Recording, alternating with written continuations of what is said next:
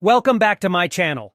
In this video tutorial, we'll be showing you how to install OWASP Broken Web Application, OWASP-BWA, on a virtual machine. OWASP-BWA is a free and open-source vulnerable web application that allows you to practice your web application security testing skills in a safe environment.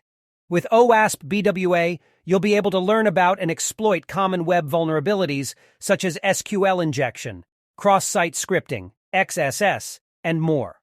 We'll walk you through the process of downloading the virtual machine image, setting up a virtual machine environment using VirtualBox or another virtualization software, and completing the installation process. By the end of this tutorial, you'll have a fully functional OWASP-BWA virtual machine and be ready to start testing your web application security skills. So, let's dive in and get started with OWASP-BWA.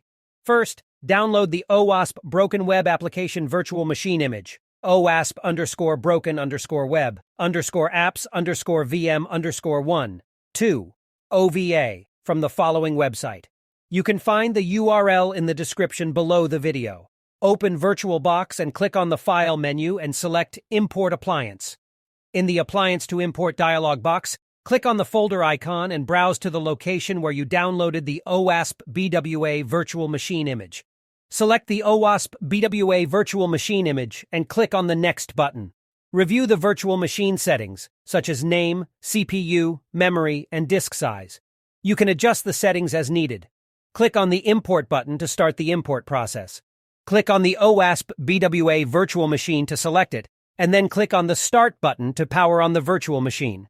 Once the installation is complete, start the OWASP-BWA virtual machine and log in using the default credentials: username, root, password, OWASP-BWA. It is important to note that OWASP-BWA is intentionally vulnerable, and it is recommended to use it only in a controlled environment for educational purposes.